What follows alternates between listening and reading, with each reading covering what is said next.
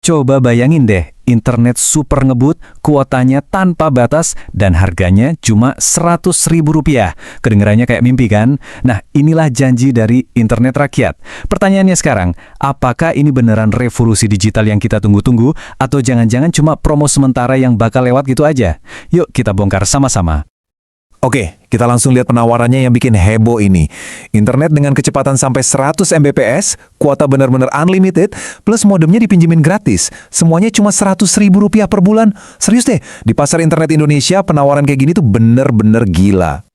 Nah, dari sini langsung muncul kan pertanyaan utamanya, apakah kita lagi menyaksikan sebuah gebrakan besar, sebuah revolusi internet yang bakal awet, atau ini cuma strategi marketing jangka pendek buat narik jutaan pelanggan di awal doang?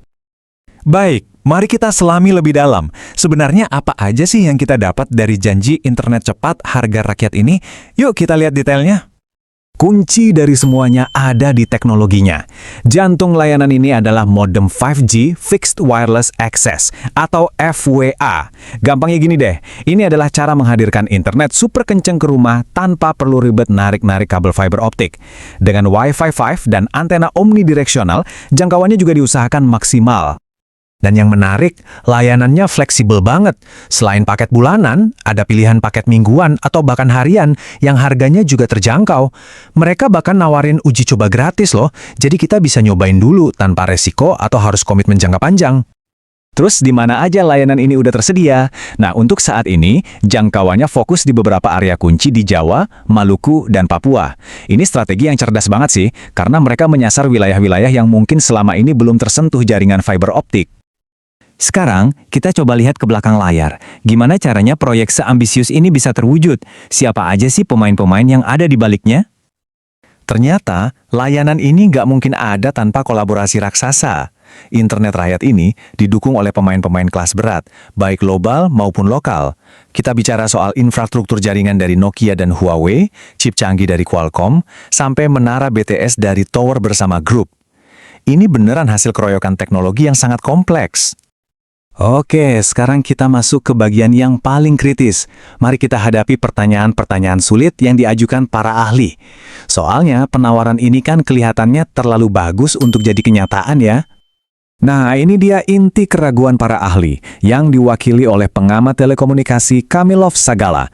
Dia menyoroti dua tantangan besar, gimana caranya investasi segede ini bisa balik modal, dan gimana caranya teknologi ini bisa terus berkembang ke depan. Ini pertanyaan yang krusial banget.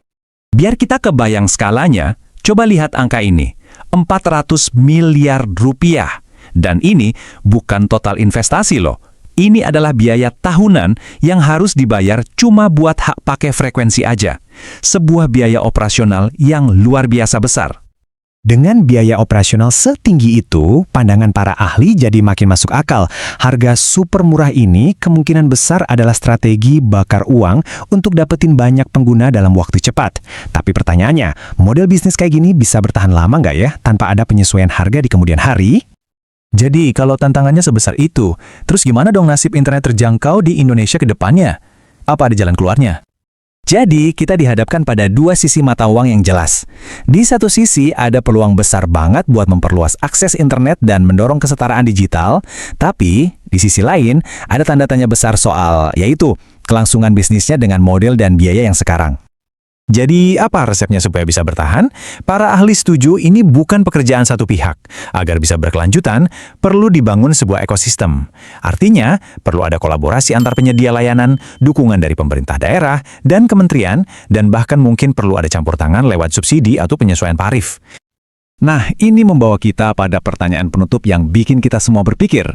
Dengan semua peluang dan tantangannya, mampukah model gotong royong seperti ini jadi kunci untuk akhirnya menghubungkan seluruh pelosok negeri dengan internet yang cepat dan terjangkau?